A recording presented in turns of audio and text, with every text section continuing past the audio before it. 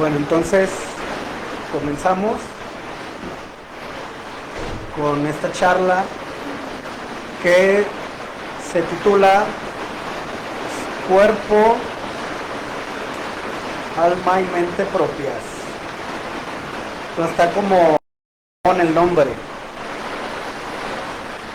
pero no es nada más que una recapitulación de los temas de los que estuvimos hablando en la semana, y es también como para dar paso a la charla del día de mañana, que tengo un morbo grandísimo de escuchar lo que sobre la conciencia, porque cómo delimitamos algo tan complejo y tan diverso y algo que tiene tantas categorías como es la conciencia. Pero para esto vamos a perfilarnos primero reconociendo otras partes de nosotros, que por ejemplo Gurdjieff habla que cada uno de estos elementos, tanto lo corporal como el aspecto de lo emocional, que lo referimos como alma, y el aspecto intelectual, que lo delimitamos en el aspecto de la mente, pues Gurdjieff habla de que en el cerebro hay diferentes núcleos para cada una de estas. Entonces habla de que cada uno tiene, por decirlo de alguna manera, como vida propia, tiene su propia inteligencia. Entonces ahorita, antes de comenzar la charla, estábamos teniendo una dinámica grupal improvisada sobre esta cuestión de las emociones o de los sentimientos. O sea, lo primero que hay que tener claro o que hay que tener en cuenta a la hora de hablar de cualquier cosa que sea referente a mi historia o al sí mismo, o sea, a mi autoconocimiento, a mis emociones, a mis sentimientos, es el lenguaje. Vamos a ponerlo así, y que nunca se nos olvide. Ayer ya hablamos, o sea, son como profundas verdades que no hay que olvidar. Ayer mencionábamos este hecho de sentir es normal y hay que tenerlo así tatuado hasta el tuétano. O sea, porque mientras en nuestra concepción de la realidad o de lo propio no tengamos integrado este hecho de que sentir es normal, hay conflictos que van a persistir. Entonces vamos a tener conflictos de los que denominamos aquí un yo dividido, donde los pensamientos están en conflicto con los sentimientos. Es que siento esto y no debería de sentirlo porque... O sea, aquí el discurso que se da es el tiempo. O sea, este elemento del tiempo, más que ayudarnos, perjudica. Es que al tiempo que yo tengo conociendo esto, ya no debería de sentirme de tal o cual manera. O sea, y es porque no entendemos que sentir está bien, que sentir es normal. O sea, nunca ponemos en cuestión la idea. O sea, la idea se toma como una verdad sobre la que nosotros giramos, y el sentir es el que se tiene que ajustar a las situaciones. Y no hay nada más inverso a eso. O sea, porque cuando tenemos conflictos de ese tipo, es porque esas ideas emanan de un sistema de creencias que es ajeno, que después interiorizamos, que olvidamos que es ajeno y que tomamos como propio. Eso en psicología se le llama introyección. Introyecto esa idea externa, la convierto en una verdad desde la cual me leo. Entonces ahí hay conflictos con el sentimiento. que estaba antes que el pensamiento. Que era lo que hablamos ayer, o sea, el pensamiento se va a adquirir. O sea, esa información se va a adquirir en los lugares en los que yo socialice, primero en la familia, después en algún otro paradigma, en alguna institución, me va a ir llegando otro tipo de información.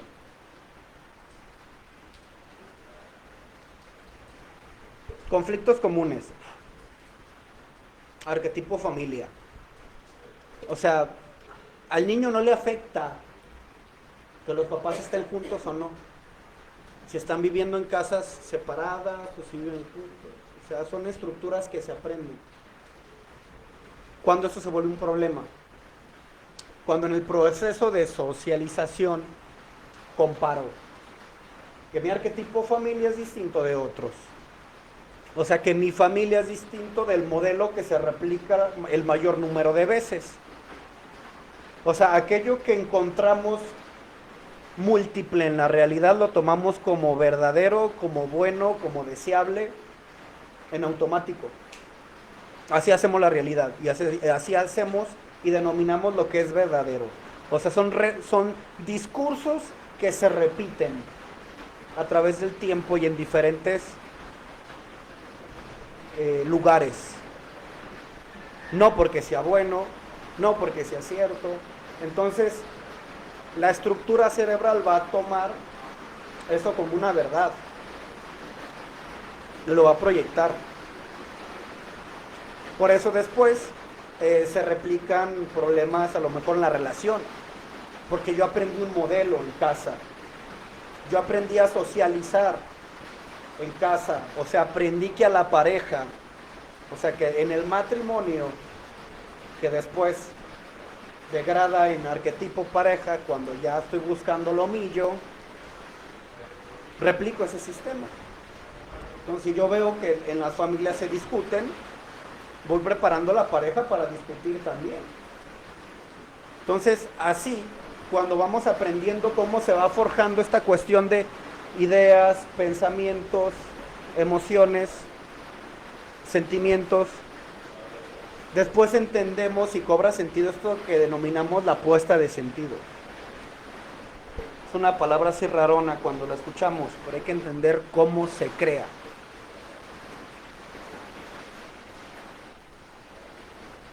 Para eso tomamos la estructura del niño, que digamos que es, dicen, como una carta en blanco. Entonces, a partir de esto, toda sociabilización va a venir a escribir todos los significados y significantes ahí. El niño aprende que es importante esto. Aprendemos a sentir, aprendemos a gozar, aprendemos a sufrir desde el sistema, que es algo que ya venía comentando Daniel cuando daba este tema de la psicopolítica. No es algo propio de, pero se dio este ejemplo para ayudarnos a entender cómo nuestro sentir y nuestra cosmovisión del mundo, de nosotros, de la vida, va a estar atravesado por los sistemas en los que crecimos. O sea, ¿por qué de repente nos emociona el dinero? Que decía el Gil ayer, no es cierto, es ficticio. Pero dentro de eso ficticio hay un valor atribuido, o sea, dinero es valor atribuido. Entonces, como algo inexistente se le dota de un sentido, o sea, claro que no tiene sentido, no tiene un valor. ¿Qué es lo que hace que tenga un valor? La réplica, la puesta de sentido, que todos creen en eso.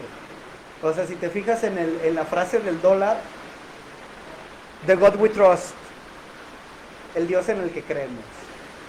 Entonces, ya más que entrar en la simbología y en todo ese aspecto, es la puesta de sentido. ¿Qué tanta fuerza le doy a lo que ya aquí denomina la moneda de cambio? O sea, que inicialmente el valor del dinero estaba sustentado sobre algo real, que era el oro. O sea, que era como la riqueza en los minerales, que era el oro y la plata. Otro tipo de valores, digamos, más palpables. Después viene esta cuestión del adeudo. Si no han visto el documental de Seigetz, el segundo de Seigetz, el primero es de la religión, o el tercero, el de adeudo. Jack Fresco, que es todo un personaje, chulada, está totalmente recomendado ese. De hecho el Gil lo tiene ahí en su lista de cosas que algún día va a ver, que no va a ver.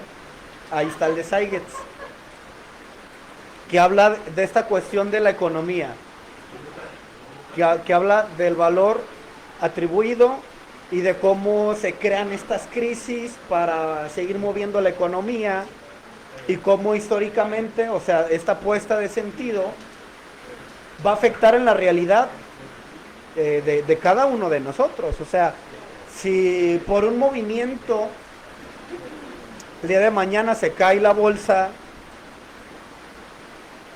china, es un efecto en cadena. Todos entran en crisis. Por lo que decía Gila, pues sí, muy ficticio el dinero y todo, pero que te digan, ¿sabes qué? Se congelaron todas las cuentas. Tú, el dinero que tenías guardado en el banco, o sea, fíjate, ahorita ya nadie, a mí ya me han tocado mucha gente que no maneja dinero en efectivo y que ya está así como manera de reclamo. No, es que como me pides que tenga. No, yo todo lo manejo por transferencia, o sea, ya es dinero electrónico. Aún mejor porque menos existe. O sea, son dígitos. O sea, porque son dígitos. Es que si ves en este video del adeudo, hablan de esa cuestión, o sea, de lo que es, de la ventaja y la desventaja del dinero electrónico. O sea, de repente yo veo 4 o 5 dígitos en mi cuenta, yo se las transfiero al CRIS, de repente en mi cuenta ya no están esos dígitos y ya están en la cuenta del CRIS, pero el dinero real nunca se movió. O sea que este dinero digital, que está basado en dinero real, que está en los fondos del banco, o sea, dinero real, nunca se mueve. O sea, son movimientos numéricos. ¿Qué tiene? ¿Qué tiene? Sí. Inmediatamente voy al cajero y saco. Sí. Ya lo tengo en mi mano. Sí. Pero ¿a qué te refieres a que nunca se movió este dinero? Cuando simplemente la transferencia es electrónica. O sea, el banco no se movió. El banco sigue teniendo la misma cantidad de dinero. ¿Qué es lo que hace que el dinero no, o sea, que el banco no pierda? O sea, ¿qué sería un problema para el sistema? Que todos sacaran su dinero del banco. Truena. O sea, por eso fíjate que el negocio de los bancos, estamos hablando de emociones, muchachos. Estamos hablando pero tiene que ver, o sea, porque estamos hablando de lenguaje, estamos hablando de significados atribuidos y después eso tiene que ver con cómo conformamos una realidad social. Porque hablamos de cómo aprendemos a gozar. O sea, como en esto que decían, pues a quien no le gusta que le paguen. Ya va a ser quincena y que te depositen. Es aprendido por el sistema. Entonces es algo que compartimos, o sea, siempre entramos en conflicto sobre si algo es real o no. Y es que en el momento que entramos a hablar de realidades, hay un problema. O sea que es lo subjetivo. Y es que podemos caer en el reduccionismo relativista. Ya que nada es real, ya que todo es construido, cada quien tiene su verdad y ahí nos quedamos. O sea, y el problema de este tipo de lógicas de relativismo reduccionista es que no nos permiten llegar a acuerdos. Hablamos de este tema de los dogmas. La semana pasada, el Gil y el Josué hablaban de esa cuestión de los dogmas. Y fíjate cómo en una de esas conclusiones a las que llegaban hablando de dogmas y de respetar la postura de la otra persona, o sea, a final de cuentas nos quedamos en nada. O sea, muchos discursos, muchos argumentos, pero al final nada. Al final cada quien se queda con lo suyo y aquí no pasó nada. Y ese es un gran problema del reduccionismo relativista. No hay oportunidad al diálogo. Porque dicen, ay, es que no te vas a poner a discutir. Hay una diferencia entre discutir, debatir y compartir. Que es algo que en esta época no se tiene muy claro. O sea, la diferencia que hay entre el argumento y la opinión. Por eso cuando hablaban de ese tema de los dogmas, surgió los opinionólogos. O sea que tú al dar un argumento, eres fácilmente reducido por un comentario. El comentario me viene del pecho. El argumento tiene un fundamento de peso. Y no por esto es desacreditar la opinión. Pero por algo digo lo que digo cuando argumento. Y el reduccionismo relativista hacia eso. El de un argumento, pero yo opongo una opinión.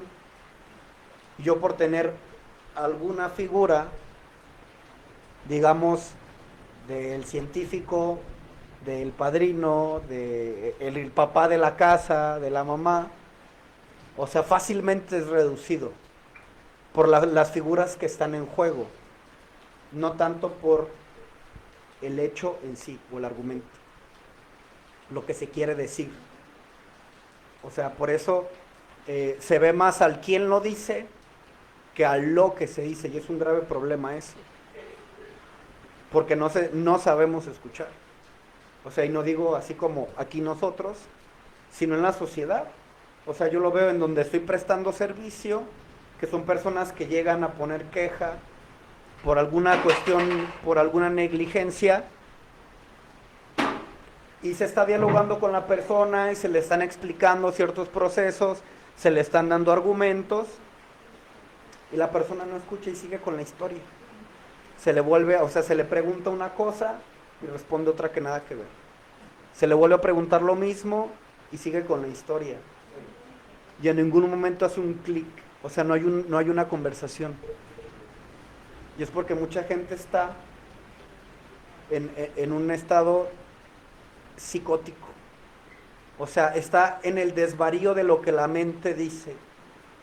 O sea, es lo varío. Fíjate que si pones atención a cuando estás como en meditación, que estás prestando atención a lo que la mente dice, fíjate que saca elementos varias cosas, así como random, es el desvarío, vario de esto, un poco de esto, un poco de aquello y nada al final. Ese es el problema, ese es un problema del alma, por decirlo de alguna manera. Quien está atrapado en esa cuestión simplemente son juegos arquetípicos que emergen. Un montón de estructuras emergentes y que ninguna llegan a ningún lado. Y, ay, ¿qué estará haciendo mi hija en este momento? Ya le habrán depositado lo que le iban a... Ay, déjale, hablo a mi mamá, había quedado de hablarle la semana pasada. Surgimiento de estructuras arquetípicas. Varios discursos y que ninguno llega a nada. Es el desvarío. Es el problema del alma. Es la falta de disciplina, pero en este aspecto. O sea, hablábamos un poco ayer de este hecho de cómo las emociones reprimidas, o sea, el estar educando, el ser educado o educar las emociones desde el no sentir, desde el ver las emociones como algo negativo, lo reprimo en lo personal y después esto viene a tener emociones totalmente disparadas. O sea, podíamos hablar no propiamente de un trastorno bipolar, pero sí de ese tipo de dinámica. O sea, por esta cuestión de la represión de las emociones, entonces como no sé cómo lidiar con ellas, cuando emergen o explotan, son picos muy elevados, o hasta arriba o hasta abajo. Entonces eso se replica después también en otras cuestiones, o sea, en cuestiones mentales, o sea, en mi cosmovisión, o todo o nada. Entonces estoy saliendo con alguien y eso todo o nada, me dejo caer como gorda en tobogán, sin un proceso como de vámonos conociendo, o sea, hay esas cuestiones como de idealización y así como de ya te estoy viendo como para, ya le proyecté el arquetipo de la mamá de mis hijos y, y van 2 días que la conociste.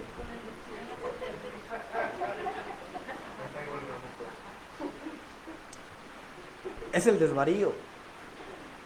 O sea, pero es la emergencia de estas cuestiones arquetípicas proyectadas constantemente. Porque es de lo que se alimenta el alma, de experiencias. Por eso si te fijas, yo siempre, y me encanta siempre que hago este tipo de dinámica, cuando les pregunto, ¿y qué es la vida? No le estoy preguntando, o sea, es recordar. Porque vamos a llegar a lo mismo. No, sí vamos a llegar a algo. Pero aquí, no, más que opinión, es el desde donde digo. Desde donde expongo que para mí la vida es... Son... O sea, esa puesta de sentido está basada únicamente en aspectos anímicos del alma. O sea, experimentamos lo que decimos que es vida por estructuras arquetípicas y toda la emoción que viene dentro de este juego, que es sujeto dramático y sujeto de placer. O sea, experimentamos la vida únicamente desde el alma. Dejamos afuera la mente, dejamos afuera el cuerpo, o si los usamos es únicamente para ponerlos a funcionar por esta cuestión del alma. O sea, que ese deseo. Por eso, y aquí dice, ¿cuál es tu puesta de sentido? O sea, si mi puesta de sentido está en la cuestión económica, todo lo que me conforma va a tirar en dirección a lo económico, que es como la idea de gravedad en mí, lo que más fuerza tiene en mí o a lo que más fuerza le doy. Entonces todos estos elementos, pero estamos hablando de la mente, el cuerpo y el alma propios. O sea, para decir esto, hay como una oración antes, hay una afirmación antes de decir la mente, el cuerpo y el alma propios. O sea, que no es mío. A eso va el tema. Que esa mente, que ese cuerpo, que esa alma no es mía. Está condicionada por ese sistema. Aprendí a pensar, a sentir y a desear desde el sistema. Entonces, la invitación va a apropiarme de esos elementos. No porque la familia sea mala, no porque la novia sea mala, no porque el dinero sea malo. Entonces ahí entramos en un conflicto cuando hablamos de estas cuestiones de arquetipos y cuando ya muchos empiezan a interiorizar qué demonios es esto, cómo se ve en mi vida y toda esta cuestión, y de repente tenemos un conflicto, ay, es que me peleé con el arquetipo pareja, a ver qué pasó. O sea, ¿cómo te peleas me peleé con el arquetipo familia? ¿Cómo? A ver, ¿cómo es eso? No, pues es que a mi mamá le dije, no. Ahí hay un problema. El arquetipo es una estructura interna, que también es externa, sostenida por otros, sigue siendo una estructura interna en otros, que por replicar esa verdad se vuelve una cuestión dura. Que era, entonces decía, ¿cómo se hace frente a la cuestión del arquetipo? Se tiene que resignificar, o sea, de lo externo, de lo que yo le proyecto al otro, me tengo que apropiar.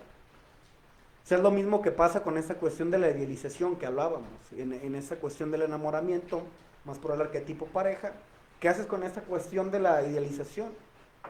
Resignifico, me apropio de o sea, lo que yo te proyecté, lo recojo y lo interiorizo. ¿Cómo? Siendo consciente que esto es mío, que no es tuyo, que yo lo estoy poniendo, que yo lo puse de manera consciente o inconsciente y aquí soy yo. Porque de esa manera ya no va a tener fuerza sobre mí ese arquetipo. No es la persona, por eso siempre, ay, es que mi pareja, es que mi papá, es que digo, no es él. ¿Por qué? Porque primero se tiene que recoger esa proyección que se le hace del arquetipo, de ese modelo que ya se estructuró como una verdad. Digo, no, es que era lo que nos decían en el grupo. Sienta en la silla de adelante a tu papá y a tu mamá y mátalos. O sea, que era algo así fuerte. Después lo entendí de otra manera. Destruir el arquetipo creado de mi papá y de mi mamá para poder tener una relación con las personas reales. ¿Cómo se ve? O sea, el discurso que yo tenía escrito en mi historia de vida era de un papá ausente y de un abandono de padres. Fue una verdad que yo sostuve por muchos años, que yo repliqué en el grupo, en las catarsis. Ay, es que mi papá nunca estuvo conmigo. Entonces llegó el momento en el cual yo, desde fuera de esa historia, desde fuera de esa lectura, tuve que cuestionarme esa manera que yo había tenido de ver mi arquetipo de mis padres o mi arquetipo de mi familia, y tuve que resignar el símbolo a través de ver lo real. ¿Qué era lo real? Mi padre siempre estuvo conmigo, estuvo trabajando, o sea, cuando yo estaba chiquito, se estaba más tiempo en su trabajo, estaba trabajando para traer dinero a la casa para que no nos faltara nada, o sea, para que yo estudiara donde estudiaba, para tener la ropa que tenía, pero yo nunca lo vi de esa manera. O sea, para mí era, o sea, el estar degradado como el estar físico, aquí sentado. Entonces cuando yo resigno esa cuestión, me doy cuenta que no era cierto mucho de lo que yo sentí, mucho de lo que yo dije, pensé e hice como una verdad propia, no era cierto desde lo real. Pero cuando mi papá estaba, yo decía, no, qué enfado, no, es bien enfadoso, luego así, esto, no era tanto una añoranza, no era tanto un querer que mi papá estuviera ahí, era un discurso que yo sostuve durante mucho tiempo. Y como ese discurso, desde el alma, o sea, yo lo sentía, o sea, entonces al hablar y al exponer en catarsis esta cuestión, yo quería que mi papá estuviera conmigo, pero lo sientes en cuanto percibes que es real. Cuando yo me doy cuenta de esto, desaparece como si hubiera sido una ilusión. Ese es el primer sueño. O sea, cuando estamos en este proceso terapéutico o de autoconocimiento, ese es el primer sueño, salir de mi historia, darme cuenta de esos discursos sostenidos propios, o sea, que son significados que otro puso o que yo puse. Esta cuestión del abandono. ¿Cómo podemos hablar del abandono si mis papás hasta la fecha ya están? O sea, hace rato ahí estaba con mi mamá, discutimos hace rato, ahí festejamos el otro día. ¿Abandono en dónde? O sea, porque hay una cuestión de lo que después son padres emocionalmente ausentes. Nada tiene que ver con abandono. O sea, es un abandono, si quieren, entre comillas, desde lo emocional, que no fue mi caso, pero hay que diferenciar. Por eso hablamos al inicio del lenguaje. Porque en el cómo yo diga las cosas va a ser la forma que va a tomar esa realidad.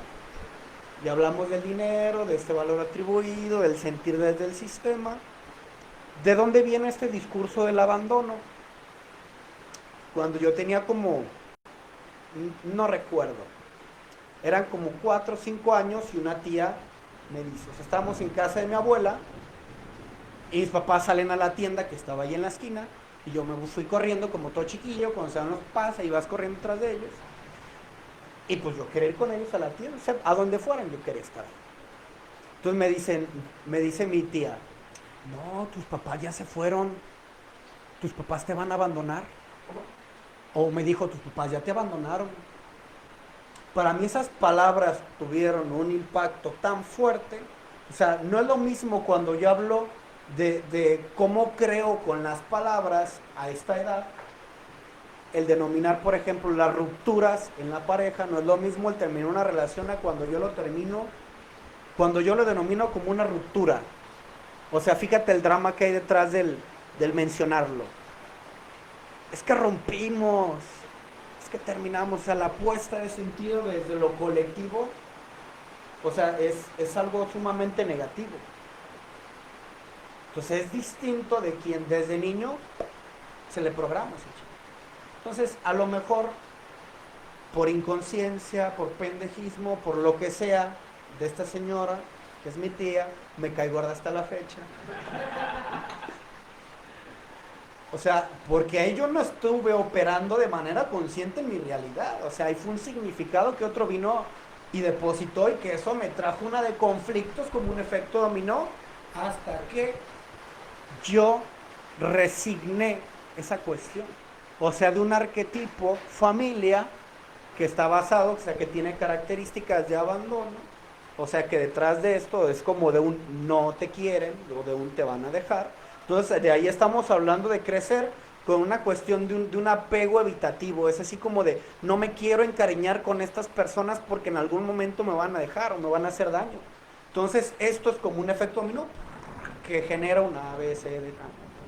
Entonces, a partir de esto se crean sujetos dramáticos.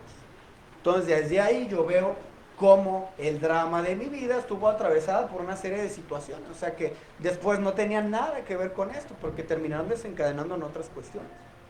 ¿Cómo resignifico? En el momento que yo me doy cuenta que todo eso es falso, pero que lo veo desde lo real. O sea que esa verdad es percibida no desde lo mental, porque mentalmente puedo decir, ah, ahí estuvieron. Pero esa es una cuestión que también hirió en el alma. O sea, también esto es algo que hizo un estrago emocional.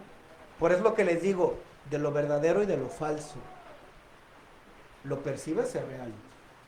Lo sientes, es real. Te afecta, es real. No importa cómo hayan sucedido las cosas. Entonces, desde mi estructura real, fue algo diferente. La lectura que yo tuve, o sea, desde lo irreal, generó sentimientos, generó realidades que afectaron. Entonces, cuando esto fue percibido desde la mente, desde el alma, que es aún más profundo porque hay que atravesar todos los discursos sociales, hay que atravesar toda la puesta en sentido de lo social para llegar a lo profundo de lo personal. Entonces yo me doy cuenta en el sentimiento y digo, siempre estuvieron ahí. Eso es lo catártico. Que no necesariamente viene acompañado de una cuestión de un sujeto dramático como lo veíamos en catarsis. No, a veces simplemente es un sentimiento de liberación. O sea, en terapia a veces se ve como esta cuestión del suspirar. Suelto una carga. No necesariamente viene acompañado de un contenido emocional que sea como muy disruptivo, muy escandaloso. No. O sea, porque puede ser profundo y puede ser muy grande, pero en lo interno. Entonces, cuando yo percibí esto, que fue cuando yo hice un cuarto y quinto paso, cuando estábamos acá en Moctezuma, y yo lo leí, o sea, no fue como de manera tradicional se hace, yo lo escribí, yo lo leí, y eso me ayudó a resignificar y a darme cuenta, pero desde lo profundo. Y dije, Entonces ahí fue un llanto, pero de alegría. O sea, porque cuando estuve en el grupo era ser consciente de todo lo negativo. Y lo fue.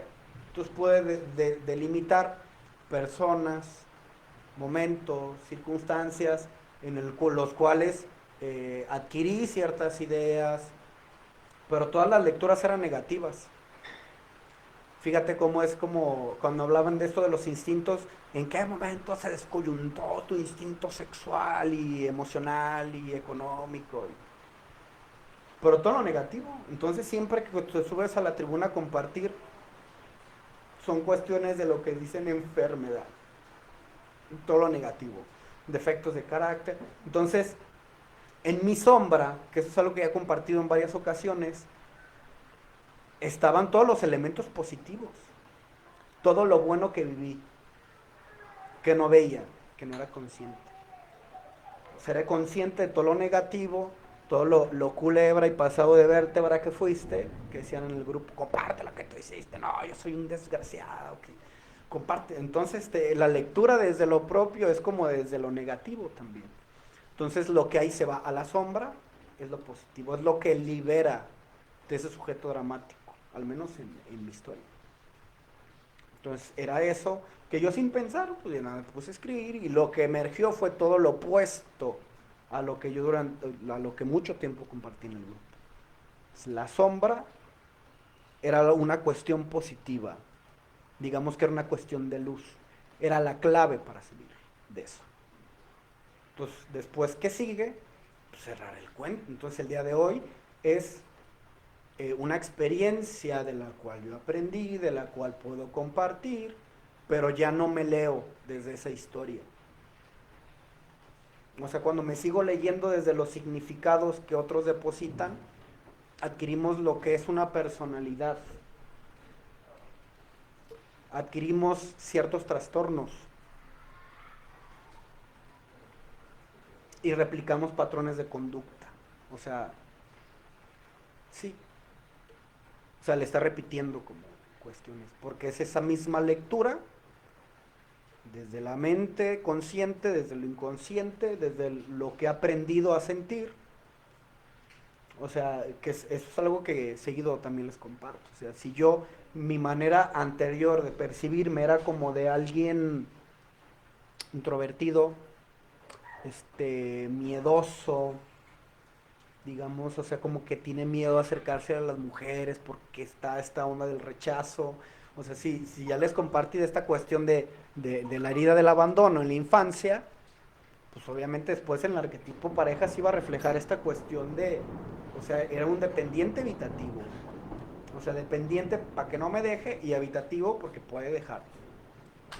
Entonces, la lectura que después va a venir es como, no, pues un chico tímido, introvertido, no me da miedo como acercarme a las mujeres. Entonces, todo este acervo de lo emocional, de lo mental, que después se le va a poner el cuerpo a la hora o de acercarte o de irte, pues es algo que me va a limitar únicamente, o sea, de todas las cosas que yo puedo hacer, estoy condicionado por ese sistema y por esta historia personal a únicamente tender a esto o esto.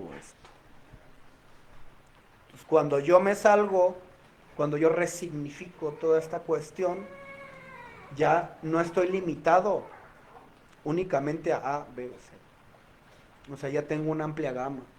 Porque imagínate la incongruencia de una persona introvertida que tenga un miedo a socializar compartiendo con todo el mundo.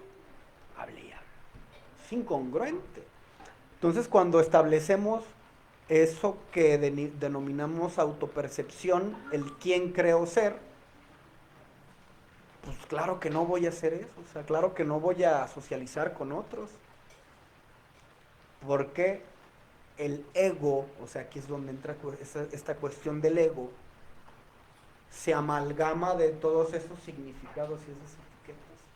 Entonces, si yo hago algo que va en contra de esos significados, el ego teme. Ese es el juego de ser o no ser. Soy desde lo aprendido, sí. sostienes la postura del abandono, del temor a que te dejen, del dependiente, del evitar ese tipo de situaciones, soy desde el sujeto dramático. Si yo hago algo todo contrario, no soy. Todo aquello que tienda a no ser desde el ego es el temor y la incertidumbre. Ay, es que me da miedo. Porque el ego teme a esa pequeña muerte, que es hacerlo diferente. Hacer algo diferente que vaya fuera de esa estructura aprendida. El ego dice, no, porque puedo morir. Porque hay que entender que la función de esto es la supervivencia y la adaptación. Entonces, no es que el ego sea malo, el ego te está defendiendo de que no te sientas, que no te abandonen y que no te sientas herido. Entonces te crea una zona de confort ilusoria, que después te va a hacer la vida de cuadritos y que va a generar a veces todo lo contrario. Pero la finalidad, y que es lo que hay que entender, es que es proteger al individuo. Proteger la vida psíquica real o falsa. Entonces va a defender la historia que yo le he puesto, que otros pusieron. Entonces, si yo dejo de leerme, o sea, si ese ego muere a esa historia, ya percibe otras cuestiones. Entonces el ego ya te juega a favor. Ya te dice, ¿y qué tal si? Porque todo esto viene de la mano con lo que les comentaba ayer. Mecanismos de defensa. Los mecanismos de defensa son para que te quedes que es amurallar al sujeto. Es amurallar al sujeto real en estructuras. A partir de esas heridas, o sea, el cerco se establece alrededor de las heridas. ¿Qué hay que hacer? Primero sanar. O sea, porque esos mecanismos de defensa, pues por algo están. Algo hay que defender. Eso significa que hay algo muy valioso, que es el yo real. Que es lo que hay que descubrir, que es lo que hay que sanar. Pero eso va a estar sometido a presión por las estructuras. Entonces por eso hay que apropiarnos de la mente, del cuerpo y de las emociones. Para sentir mis historias y no sentir a partir de lo aprendido. O sea, como si tengo una ruptura, pues está bien que duela. O sea, ya aprendimos, o sea, esta cuestión de sentir es normal. No por romper esta estructura de la vieja historia, significa que vaya a dejar de sentir la muerte de un ser querido, la pérdida de una pareja, no. El sentir es algo que va a seguir. Pero la puesta de sentido ya no. O sea, está bien, a lo mejor terminó una relación y duele, reconozco, o sea, ya no estoy en conflicto con eso. No por eso no voy a sentir. O sea, lo perdí, pero a lo mejor no, ya no me caigo en el sujeto dramático de es lo peor que me pudo haber pasado. Ya no quiero nada, así como el niño que le quita su juguete, ya estira y ese berrinche. Porque todo, o sea, mi centro de gravedad está en el arquetipo pareja. Ya no, que ya no sea tu centro de gravedad no significa que no vas a sentir, vas a seguir sintiendo toda la vida. Que ese es el otro polo de los que son seguidores del desapego sin entender lo que es el desapego. Hay que tener cuidado, o sea, muchos de los que empiezan en estas ondas del budismo y que nada, yo practico el desapego y que fuera las estructuras arquetípicas y que afuera el arquetipo pareja y familia. Si no se ponen vivos, lo que van a caer son rasgos de trastornos evitativos, que es lo que les comparto. No me encariño, ahorita voy, no me encariño por temor a sufrir. ¿Cómo dijiste rasgos de qué? Trastorno evitativo, que es evito encariñarme porque me vas a lastimar.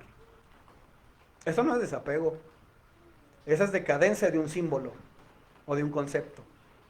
Kali Yuga, lo que les compartía en las épocas, es la decadencia de un aspecto filosófico, desapego, que es algo bien profundo, en algo que es trastorno evitativo. Eso es de la personalidad.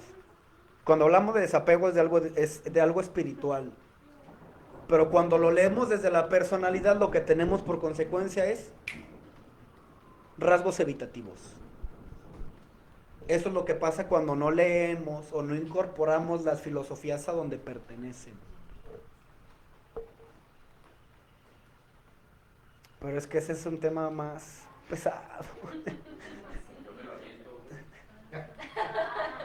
No, pero es que hay todo un acervo donde te habla de lo que te sirve en la mente te va a afectar en el alma, lo que te sirve en el alma te afecta en otro estrato, lo que te sirve en el espíritu te afecta. O sea, son los 4 cuadrantes. Esto lo expone Juan Pablo, que habla de esto del desvarío, o sea, el desvarío en el alma, o sea, en la mente se traduce como una persona desorganizada. O sea, porque como estamos jugando con varias estructuras en lo emocional, ay, y si me dice, y si le digo, o sea, y está jugando con estructuras y que ya me casé con ella, y que ya me divorcié, y que ya tuvimos un chiquillo, o sea, y todo imaginando. O sea, ese es uno de los malos hábitos de los que habla Gurdjieff. Que esto en el alma, o sea, el experimentar de manera ficticia, o sea, porque todo esto emociona. Por eso digo que en el alma, o sea, porque el jugar con estas estructuras, a final de cuentas, lo que tiene por significado es gozar y sufrir. Es un pequeño gozo o es un pequeño sufrimiento que se experimenta a partir del surgimiento de esas estructuras. Por eso es en el alma. En la mente, o sea, replicar este modelo es el ser desorganizado. Inicio un montón de proyectos, no termino ninguno, o sea, es esta misma cuestión en otro cuadrante. O sea, y el cuerpo va en eso también, pues. O sea, porque tengo que ponerle el cuerpo y tengo que quitarle el cuerpo a algo para empezar o dejar de hacer. Entonces, por eso les digo que tenemos que aprender cuando estoy incorporando un conocimiento a dónde pertenece. Porque ahorita, como muchos estamos o en el aspecto del cuerpo, o sea, más en lo placentero, o desde lo mental, cuando hablamos de Gurdjieff, imagínate, es algo que va en los 4, pero si únicamente lo leo, lo percibo desde la mente, lo racionalizo. ¿Y qué es lo que pasa cuando la estructura mental secuestra un conocimiento? Lo vuelve real. Entonces, o sea, lo vuelve real entre comillas. O sea, lo vuelve real en lo mío y no lo pone en práctica. Da paso a los amortiguadores que habla Gurdjieff. Yo soy una persona que no es conflictiva. El cerebro lo toma como una verdad. Yo no soy conflictivo. Por lo tanto, tengo permiso de pelear con todo el mundo. Porque yo no soy conflictivo. Amortiguadores. O sea, a esto me refiero con que el cerebro, con que la estructura lo vuelve real. Te compras un mes de gimnasio y no vas. En la mente ya fuiste un mes. Ese es el secuestro de la información. O sea, ¿nunca les ha pasado que tienen un proyecto que quieren realizar, lo platican con todo el mundo y no lo hacen? La mente no tiene por qué hacer algo que ya es real. Entonces, si ya lo platicaste como 1000 veces, ya es real, al menos en el discurso. Entonces, por eso la mente no le va a poner el cuerpo a esa cuestión. Ese es el problema con el secuestro. Es el problema cuando hablamos de cosas como Gurdjieff, que la mente secuestra, lo hace real y dice, yo ya sé, N7. Esa es la entelequia desde el ego. O sea, porque el ego categoriza como valer más o valer menos. Entonces la mente va a secuestrar y va a decir, hombre N7 vale más que hombre N1, yo querer ser unga, hombre N7. Entonces lo percibo como real, ¿y qué haces? Nada, ya lo logré. No hago nada. Entonces, ese es el problema con el secuestro de la información. Entonces, hay que, o sea, fíjate, por ejemplo, el secuestro del discurso en la iglesia. O sea, no es verlo como algo bueno o algo malo. si se habla tanto la iglesia, si se destruye tanto a la gente que va a la iglesia, no es porque sea malo, o sea, es lo que comparte Gil, hay que ver, es lo que comparte Jackie, hay que verle lo mejor. Sí, está bien. ¿Cuál es el problema? Que los que van, esa estructura secuestra todos esos valores de mano derecha, que es el trabajar por el otro, y generamos estos amortiguadores. Entonces, como yo voy a misa, como yo soy espiritual, como yo soy hijo de papá Dios, y yo ya tengo el cielo ganado, puedo ser todo lo contrario. Entonces, puedo no darle amor al prójimo y al contrario, odiar al prójimo. Y, o sea, todo, o sea, los antiprincipios que se promueven en la iglesia, pero porque la estructura ya secuestró la información y ya la hizo real. Entonces, si ves a esta gente, parecen un pan de Dios. O sea, fíjate las escuelas de monjas tienen un gesto, o sea, esto se replica en todos los sistemas y esto después se muestra hasta en el gesto, o sea, la cara de las personas que van, que son mucho de ir a la iglesia o que están metidos en conventos o que son sacerdotes tienen un gesto. O sea, porque esta información, que ya dijimos que la información no es información, son redes neuronales, son, o sea, son conexiones neuronales, son neurotransmisores que terminan formando estructuras. Y esto se termina replicando en el cuerpo. Por eso sostén una idea negativa que se va a convertir en una emoción que después se va a somatizar y después vas a enfermar. O sea, es el ejemplo de los grupos de los que son enfermos del alma. El cerebro toma esa información, o sea, toma ese comando, el enfermo del alma, lo vuelve real, replica todas las emociones que juegan en contra y que tenemos el encarnar sujetos dramáticos en todas las reuniones. O sea, esto se replica en todos los cuadrantes. Ve un grupo y escucha. ¿Por qué? Por el cómo denomino las cosas. ¿Tú crees que un enfermo alcohólico algún día se va a recuperar? Está en contra de la palabra misma. O sea, traición, es traición al ser el enfermo alcohólico. Está en contra del designio. O sea, la entelequia del enfermo alcohólico es ser el más enfermo. O sea, es meterse a la competencia. Entonces en las reuniones es como de, compañerito, tú le checaste el celular a tu novio una vez, no, mira, yo soy más celoso y ahí viene, o sea, este juego de la mente un puntito más que tú, o sea, siempre, porque es la entelequia del enfermo, ser el más enfermo. Nunca es recuperarse por el cómo me denomino. Entonces, por eso es importante, o sea, cómo toda esta información. Todos estamos hablando de las monjas. No hay que desviarnos. Vamos a dale por ahí, padrino. Fíjate cómo tienen un gesto y tienen un aura así como media similarona. O sea, de repente yo a veces identifico a algún tipo, me pasó con una persona que no es de aquí del grupo, que ha venido pocas veces a compartir en la charla, y que en el momento que llegué y la vi, me dio así como un feeling de, esta persona trabaja con aspectos del alma con tal potencia. Y ya de repente al irlo escuchando dije, no, o sea, porque es eso, que se transmite a varios niveles. Pero, o sea, hasta que hasta que resolvemos toda esta cuestión, la historia de vida, lo mental, en lo propio, o sea, mis ideas, las que sí son mías y las que he adquirido y ver cuáles y cuáles no, las emociones, la historia, ya después puedo dar paso a lo externo. Entonces ya después viene como este tipo de sensibilidad ampliada donde yo puedo percibir como ciertas cositas que dicen, ay, no, eso pertenece a la mente, le digo, no.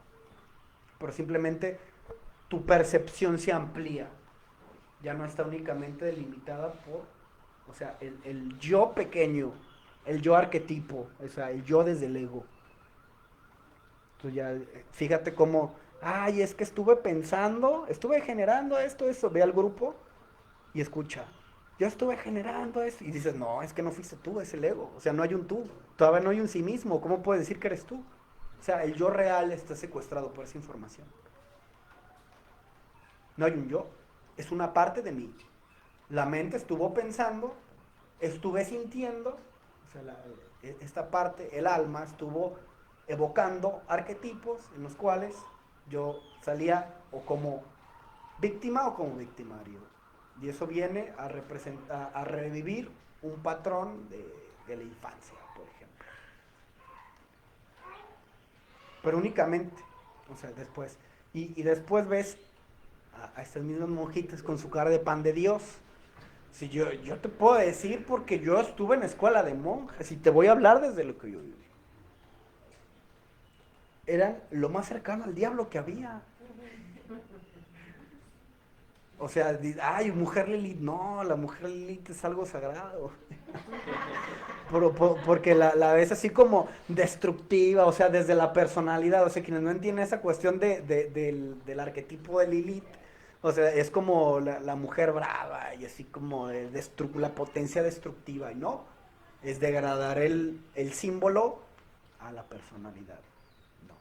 O sea, pero son como estos elementos destructivos y siempre muchos prejuicios y todos los que han estado inmersos en toda esta lógica ultraconservadora de lo que es mano derecha de la iglesia, del catolicismo, del cristianismo, hay los discursos que se manejan son tan estrechos que terminan psicotizando a la gente, terminan creando estructuras perfeccionistas, esquizofrénicas, o cuando se va la parte del alma, alucinantes. Entonces de repente hay que, o sea, ¿cómo distingues cuando una persona que está metida en la iglesia te dice que está teniendo experiencias espirituales? Cuando, o sea, ¿cuándo es una emergencia de un arquetipo divino desde el inconsciente colectivo? Porque el teórico que hablaste habla de los arquetipos personales y hace la diferencia que Jung no. O sea, hay arquetipos divinos en lo general y hay arquetipos divinos en lo personal, que son los transhumanistas, que es de los que habla este teórico. Pero cuando es una emergencia de un arquetipo de los que habla variedad de experiencias religiosas, William James, a cuando es una alucinación. ¿Cómo saber?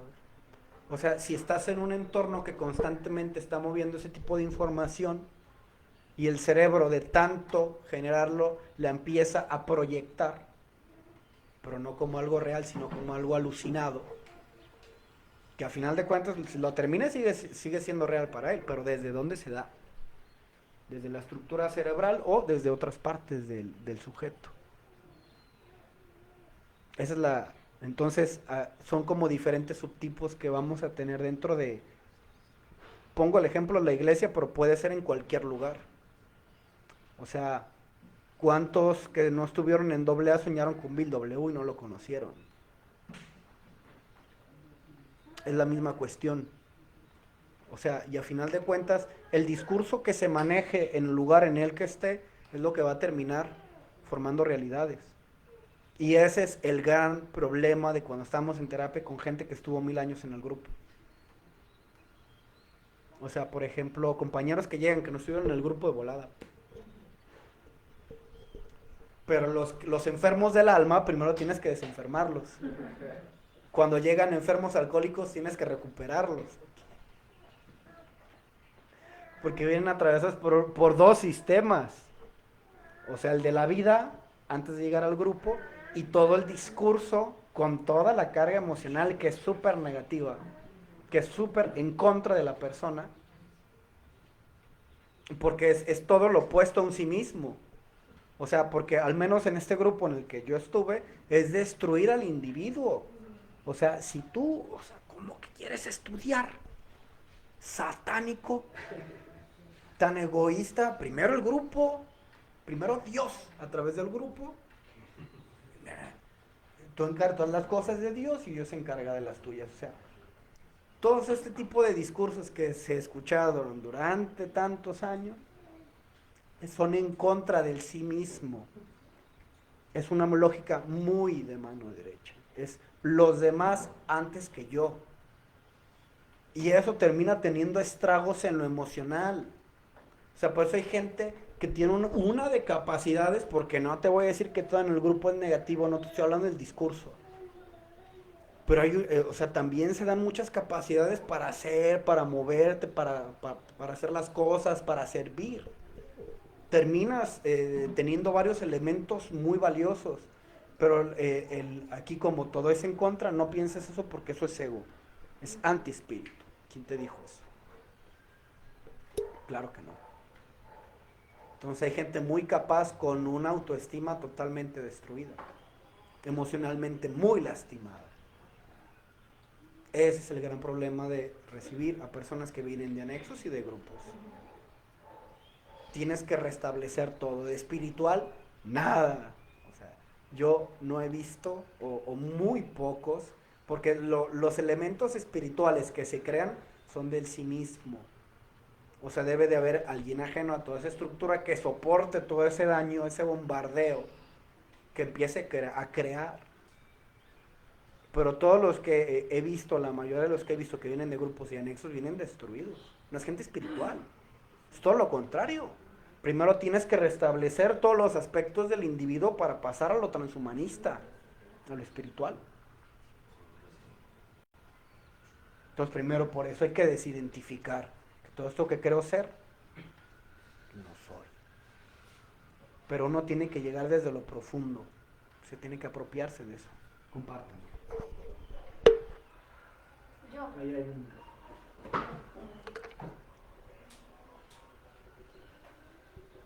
Ahorita que mencionabas la parte esa de de resetear, yo viví muy de cerca, pues, yo fui a la TIN, a la NON, hijos adultos, AA y todo ese rollo. Llegó un momento en el cual ya no me dio, pues, ya no, o sea, no, yo lo veo así de esa forma, no es para mí ese lugar, no fue para mí.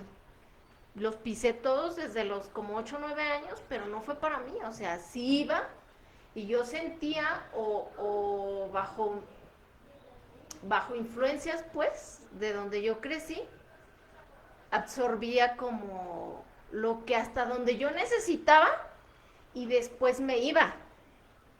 Entonces fue como no hice como esas réplicas, pues como está replicando como los discursos esos que a mí honestamente no me daban, pues se me hacía como de tal forma decirlo como medio mamón, pues como está repitiendo y repitiendo y repitiendo y cabrón y o sea, entre poquitas cosas que yo observaba, a mí no me gustaban. Y después como hacer ese hincapié en decir déjaselo a Dios, suéltaselo a Dios. Yo decía, ¿como a qué horas? O sea, ¿a qué horas a qué horas y a qué horas haces tú algo? Pues, ¿a qué horas empiezas esa práctica? Porque es como, te digo todos los días lo mismo, y ahorita que mencionabas tú como la gente está como fuera de sí, o sea, ni siquiera tiene la más mínima capacidad de escuchar. Yo lo vivo en mí, pues, mi mamá es a la nona de 30 y tantos años y o sea, todo lo que has dicho hasta ahorita, todo conjuga con para poderte resetear de tal forma, tal vez a la gente que viene de otros grupos o pues, se le hace algo como bien cruel y culero porque tienes que desprenderte, o sea, física, emocional y carnal y de todo, si no, no lo vas a lograr. Y ahorita que decías eso, tengo las dos partes, alcanzo a observar las dos partes tengo un hermano que es adicto, pero tiene esa gesticulación en su cara de pisoteado totalmente, destruido totalmente, pero yo alcanzo a ver la capacidad que él tiene para salir adelante en todos los aspectos.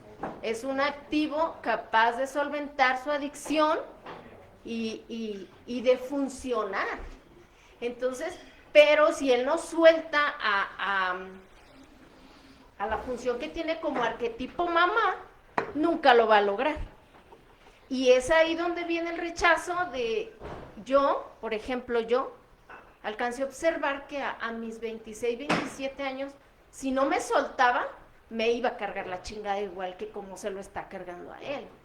Pero hubo un trabajo bien interno y sin bases, porque yo agarré nada más como mamé lo poquito que podía y después me desprendí, dije, me voy a aventar al vacío, chinga su madre, pero me fue mejor acá en el vacío que quedarme ahí en lo superficial.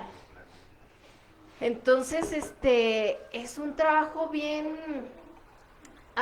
lo puedo decir así, no es para todos, no es para todos. Por lo que yo viví, no es para todos. Y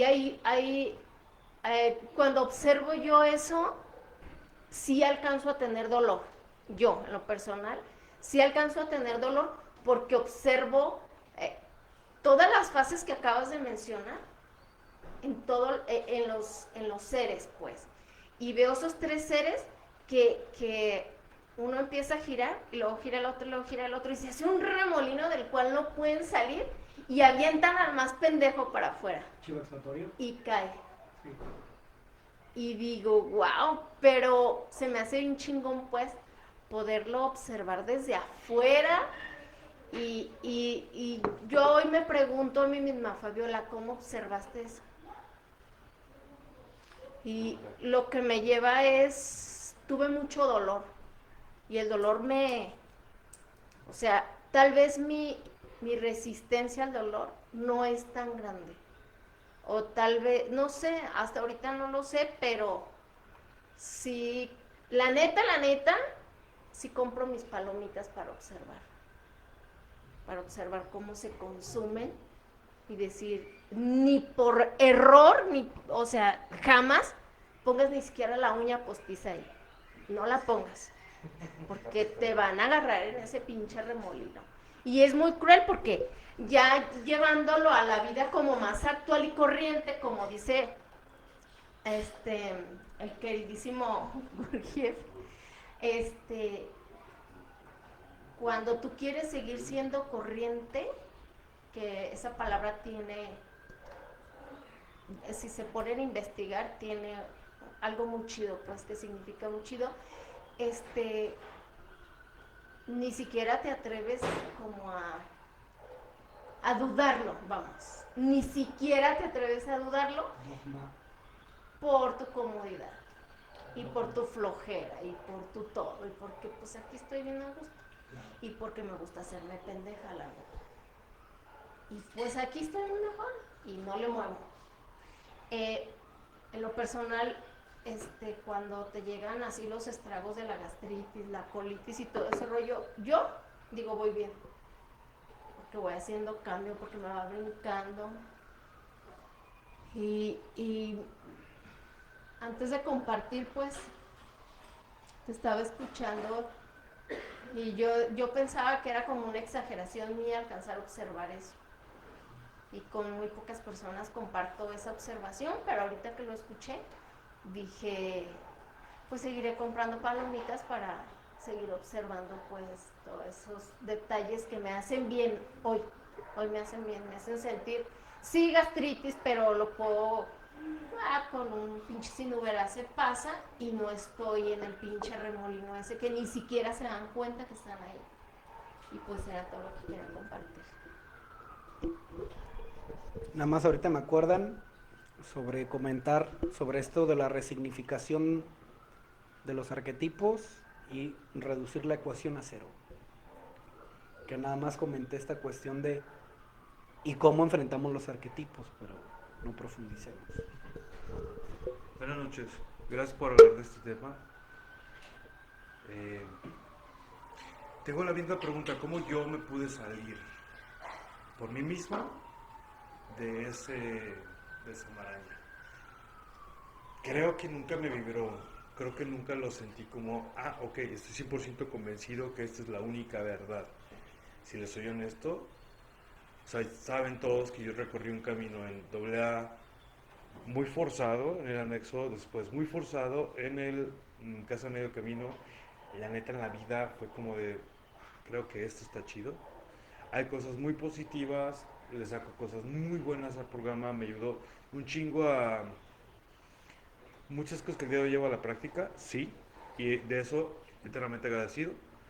Pero en cuanto a este tipo de dogmas implicados y cómo la negatividad del sistema está tan marcado, siempre estuve súper desacuerdo, ¿no? Como de, a ver, ¿cómo crees que, yo siempre me pregunté, pero ¿cómo crees que me vas a ayudar a sentirme mejor y a elevar mi autoestima y tener muchísima más fortaleza espiritual si todo el tiempo me estás diciendo que soy un pendejo que no valgo verga? ¿Cómo? Dime lo contrario, entonces quizás vemos otro resultado, ¿no?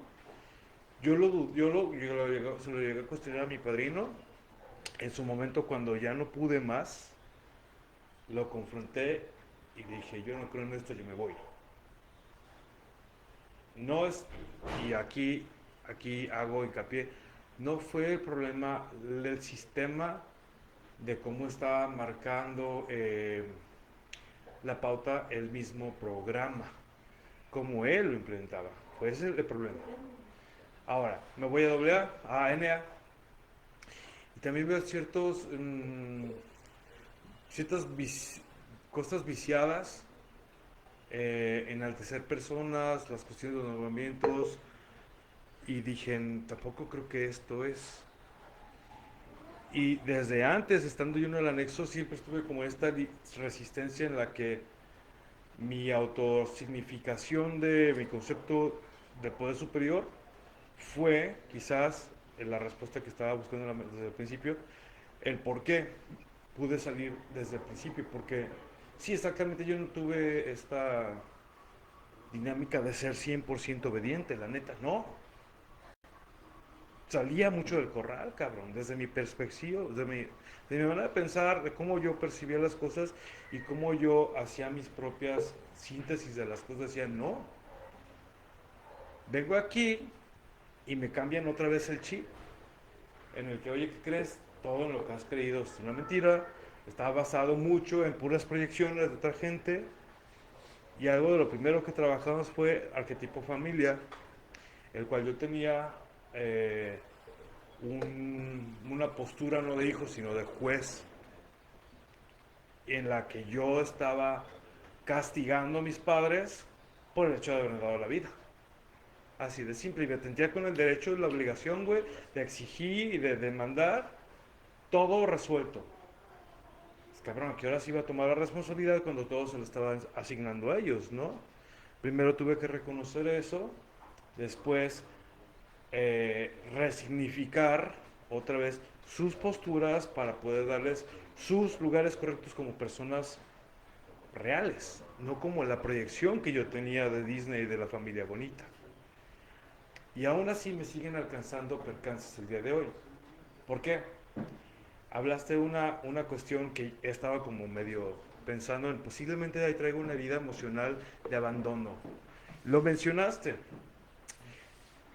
Y dijiste, la realidad es que realmente nunca me han abandonado porque están ahí. Tanto que estoy ahí. Y en todos mis procesos siempre han estado ahí.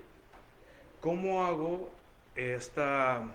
cómo me escapo, cabrón, de esta idea tan casada con la mente, los sistemas, los arquetipos y el contexto, que son lo que precisamente manchan estas imágenes de todo lo que percibimos, para no sentirme abandonado, para no sentirme con estas heridas emocionales del alma en las que por momentos siento abandono?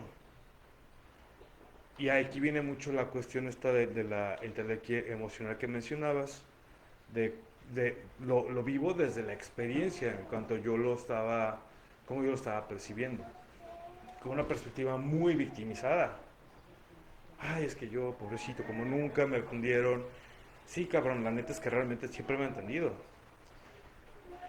Entonces, sí fue algo que mientras lo estabas hablando, lo he traído masticando en la mente, güey.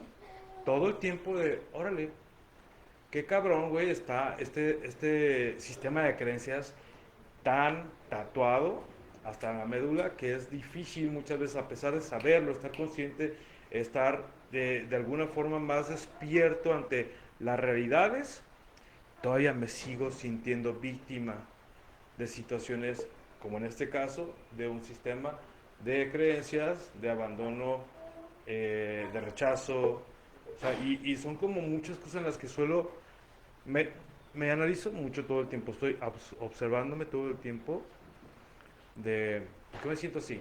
Y a veces mi respuesta es, claro, es mi respuesta hacia la herida del abandono. Sí, claro, tiene mucho sentido de que el cerco está protegiendo algo, pero ¿es algo real? ¿O es algo ficticio que yo sigo replicando por una pinche necesidad de llamar la atención?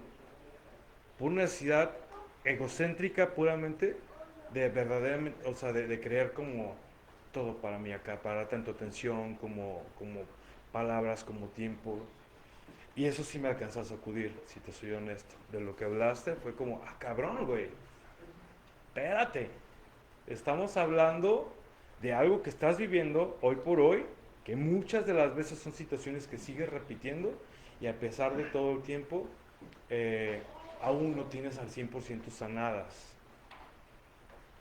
Entonces no, ahí veo también una área de oportunidad en donde necesito seguir trabajando en ese aspecto, porque siguen siendo partes de mi ser y de mi historia, de ese niño que creció, sigue siendo un adulto y vive en mí, que demanda situaciones inconclusas. ¿Por qué? Porque no me enfoco en la realidad. La realidad es que la verdad es otra cosa, cabrón. La verdad de la realidad es, están conmigo, no hay un abandono, nunca me abandonaron. Me encantó lo que mencionaste, que chingue su madre tu tía. Sí. Viene de una palabra, no sé de dónde, no la puedo recordar aún. ¿De qué concepto vino esta idea específica en la que yo digo, tengo rechazo y abandono?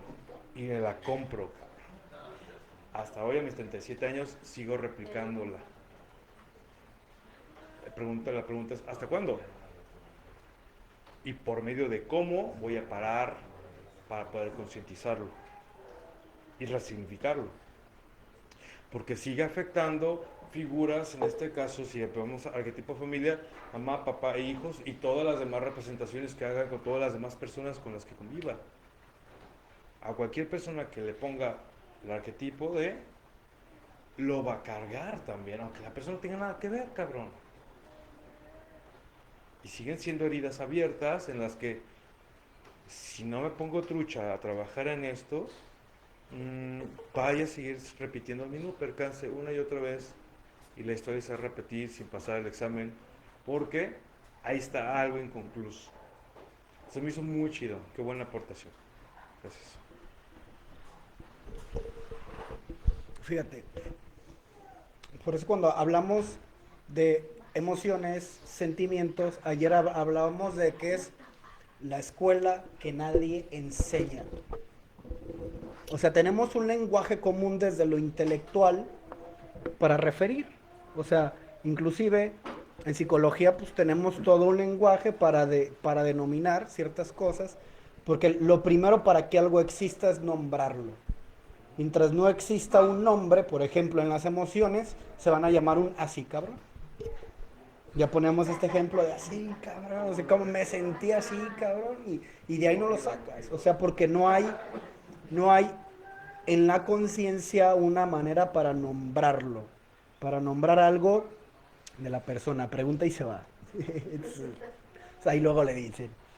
Pero, o sea, por eso cuando hablamos de emociones y sentimientos, cada uno tiene que aprender su propio lenguaje.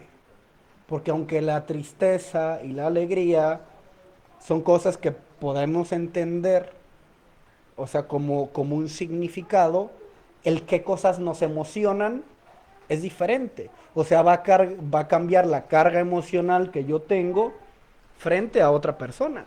O sea, si mi puesta de sentido va más hacia el arquetipo pareja y una persona que no tiene tanta importancia en esa cuestión de la pareja y es más por un paradigma económico, yo llego y le cuento, ¿sabes qué? Es que rompí así súper dramáticamente con mi pareja y me quiero morir. Entonces la persona que tiene una apuesta de sentido en lo económico, pues ¿qué tiene? Pues el mundo sigue, pues tú ponte a chambear, pues ¿qué tiene? O sea, el centro de gravedad es distinto. Entonces, aunque comprendemos la emoción, o sea, los significados que atribuimos a las cuestiones arquetípicas o a los quehaceres sociales, van a ser distintos. Entonces, esto que mencionaba Christoph, se entiende desde lo racional. O sea, racionalmente dice, pues es que hasta ahí están, y lo dice, y lo entiende y todo. Pero no está en lo emocional. O sea, es que esta misma cuestión debe de ser leída y debe de ser resignificada desde cada cuadrante. Por eso hablamos de la cuestión catártica. O sea, cuando yo escribo este cuarto y quinto paso, lo hago con mi lenguaje. Entonces, cuando yo lo leo con mi lenguaje. Entonces, aunque yo entendía como tú de manera racional todo esto que expusimos, es diferente hasta cuando esa misma realidad la concibo desde el alma, con mi lenguaje, porque en ese momento se vuelve una realidad en lo emocional. Dejo de sentir. Entonces, igualar la ecuación a cero. ¿Qué pasa con un niño abandonado? Socialmente. ¿A dónde se van o qué se hace con un niño abandonado? Ajá. Ok, una institución, pero ¿qué va a pasar en esa institución? ¿Cuál es la finalidad de que esté ahí? Proveerlo de alimento, protejo, bueno, el techo y comida. Techo, comida y sustento. Siempre. Se le ofrece. Y educación. Son las 4 cosas que se da a un niño abandonado. Ajá, pero ¿cuál es la finalidad? Que lo adopten, ¿no? Buscarle una familia, sí, familia. Entonces, si esta cuestión, si este abandono es simbólico, tengo que hacer. Adoptarlo. Tengo que adoptar a ese niño. Porque cuando hablamos de esta cuestión del abandono, o sea, lo que vemos es que por buscar ese no me dejen, terminamos abandonando nosotros. Entonces no hay persona que se abandone más que quien encarna esta situación simbólica desde lo personal del abandono. Es el primero que se abandona. ¿Cómo me salgo de ese juego? Adoptándome. Porque fíjate cómo se resignifica. De lo externo, la solución está. Esa es la manera de resignificar. O sea, adoptar. ¿Cómo? Haciéndome responsable de todo. Pero eso es algo, estamos hablando a nivel simbólico, es algo que tiene que ser entendido desde todo el ser. Por eso Christoph hablaba de un cómo, y el cómo es método. Y si existen varios tipos terapéuticos, y si existen tantas dinámicas, y si existen brujos, chamanes, retiros espirituales, es porque cada persona debe de encontrar la persona y el lenguaje para llegar a lo profundo. Por eso esta cuestión de perforar lo arquetípico, todas las ideas que van a tender a racionalizar desde lo cultural, tenemos que liberarnos de eso para llegar a lo profundo personal. Es ahí donde se da la liberación. Por eso hay que aprender el lenguaje propio, hay que tener un propio lenguaje. Y finalmente, salirnos de la historia, que eso es lo más complicado. O sea, que es la parte que comentaba Fabi. Dice, es que no es para todos. No. Esa es la parte que habla Gurdjieff. O sea, no significa que uno no resuelva estas cosas, que son heridas de alma, que son cuestiones terapéuticas, que son cuestiones de psicología. De lo que habla Gurdjieff son exorcismo de estructuras arquetípicas, sociales, todo el condicionamiento. Eso es de lo que habla Gurdjieff. Entonces no hay que confundir como que, ay, a lo mejor no lo logro. No, son cuestiones distintas. O sea, porque debe de haber elementos en lo personal, o sea, para dejar de leerme desde todo lo aprendido. O sea, es desbaratar toda la estructura del yo y sin volverte loco, cabrón, y sin suicidarte. Sí, un ratito sí. No, pues es que claro que someter a esa estructura, o sea, a quitarle elementos para dejar ver al ser real, hablaba de sufrimiento, el ser real es el que está sufriendo. ¿Por qué sufre? Porque siente la presión de las estructuras, de las entelequias sociales. Entonces eso deprime y llena de ansiedad. Al tener que cumplir todas esas expectativas familiares, sociales, académicas. Entonces ese sufrimiento es lo único que está fuera de la estructura, es lo que dice, oye, no, espérate. Entonces esa es la pauta, es lo único que no está dentro del sistema, porque si estuviera dentro del sistema, gozaría al hacerlo. Por eso no es algo natural, digámoslo. Ese sistema creado no es compatible con el sí mismo. Ahí voy a lo que quería llegar. ¿Cómo resolvemos esta cuestión arquetípica? ¿Cuál es la manera de enfrentar a los arquetipos? Que son estructuras internas. Primero hablamos de la resignificación. Eso que yo proyecto, primero tengo que darme cuenta que lo estoy proyectando, que es mío y que yo lo estoy depositando en otra persona. Así como a la pareja se le puede depositar la figura del papá o de la mamá,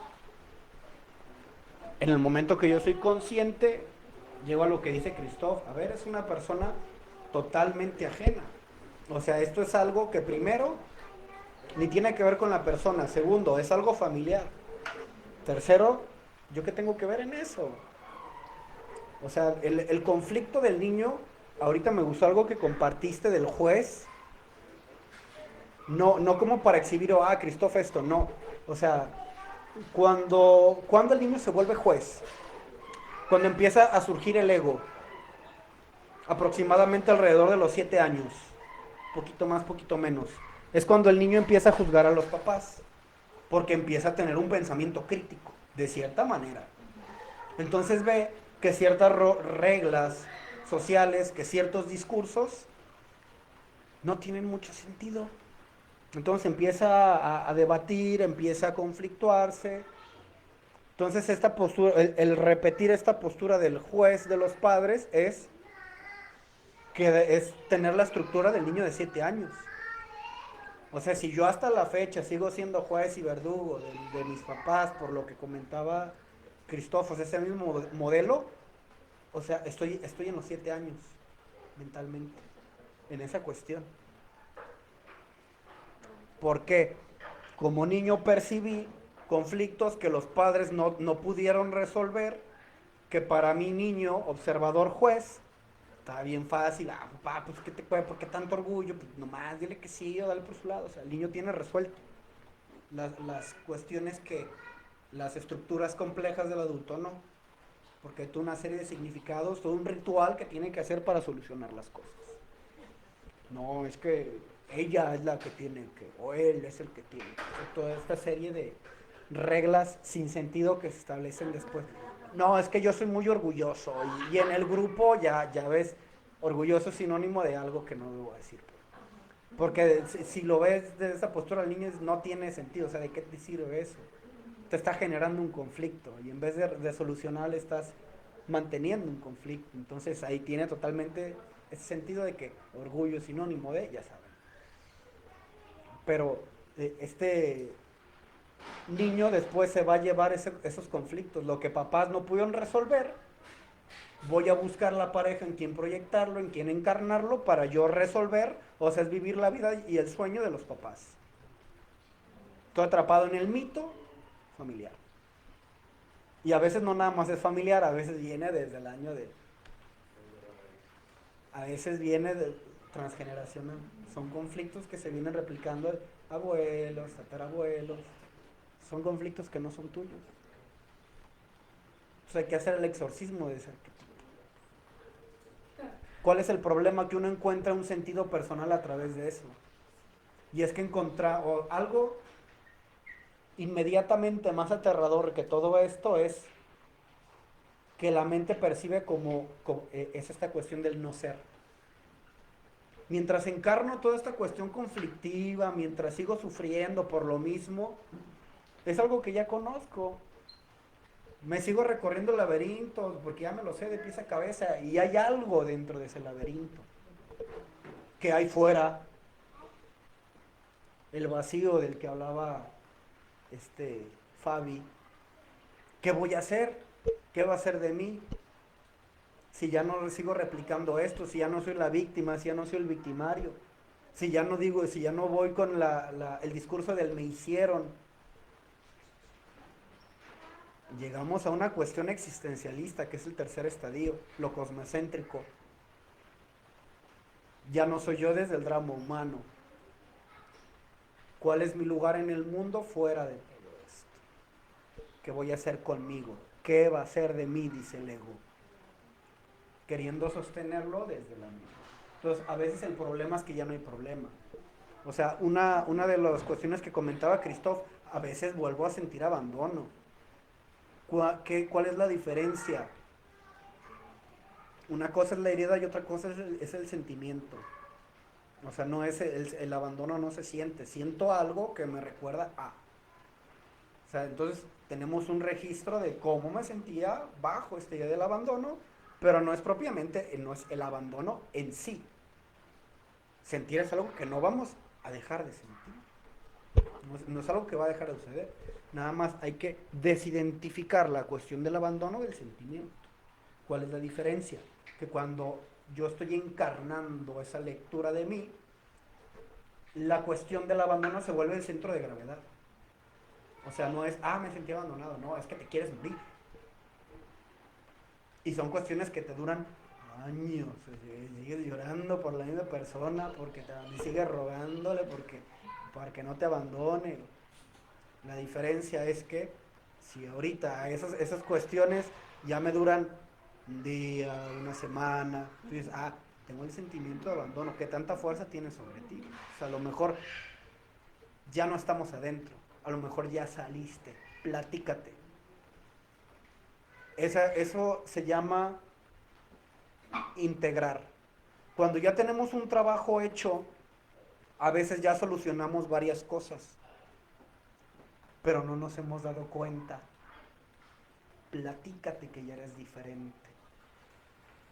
O sea, si yo ando con esta cuestión, por ejemplo, del ser dependiente, y de repente tengo relaciones donde ya no he sentido o sea, que la otra persona tiene todo el poder sobre mí, que ya no me aterra la idea de perder a la otra persona, que sí me entristece, pero que ya no es esta cuestión de la dependencia, es porque ya algo cambió en mí, ya soy diferente. ¿Qué es lo que no ha cambiado? La lectura, pero mi sentir es igual. O sea, mi sentir ya no es el mismo.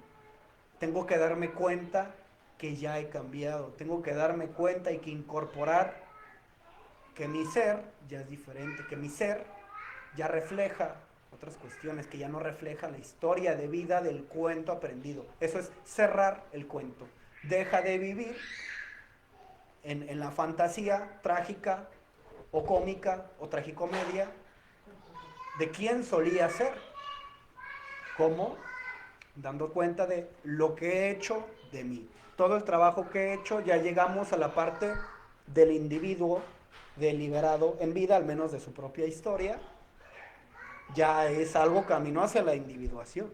Cuando cierras el cuento y dices, colorín colorado, este cuento, ¿cuál? El del sujeto dramático. Mi historia sigue, pero ya como escritor,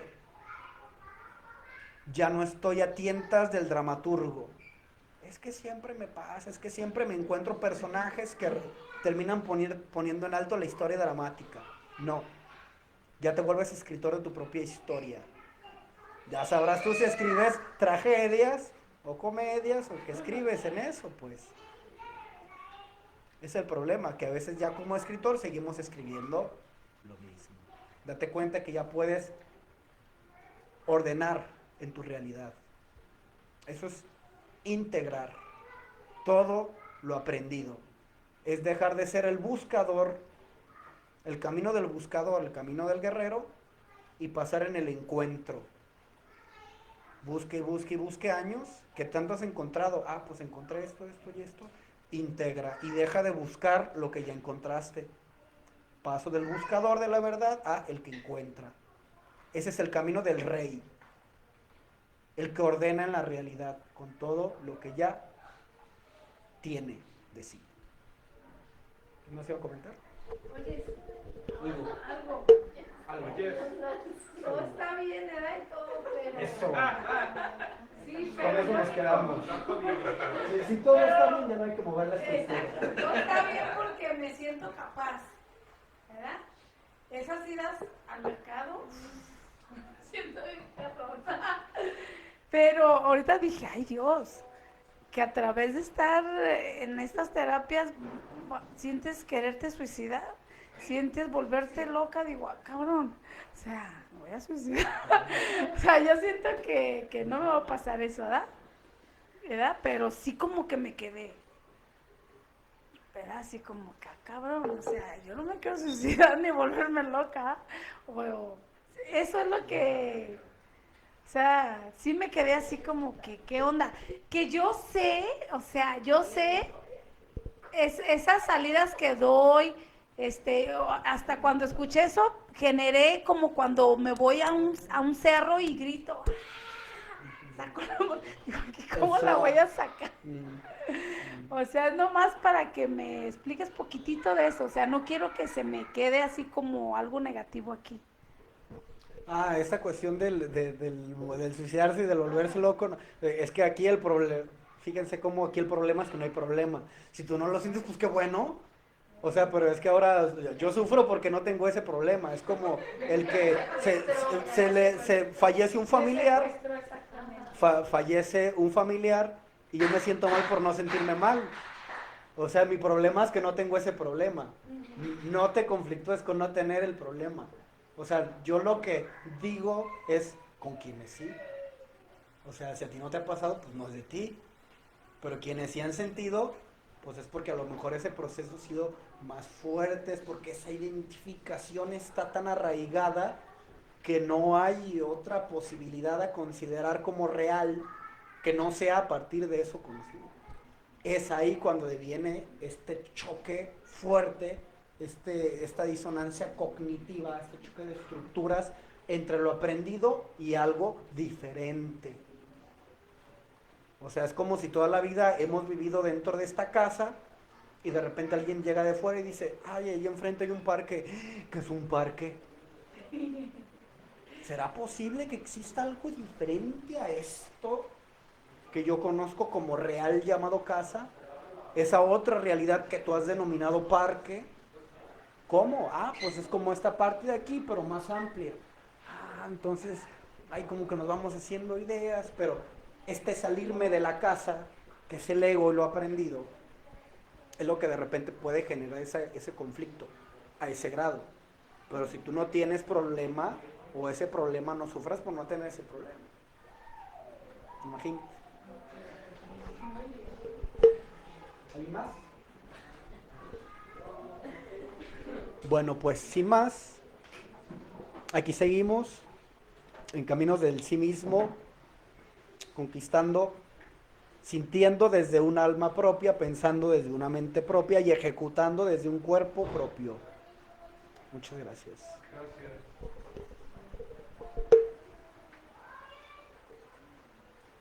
Así, cabrón.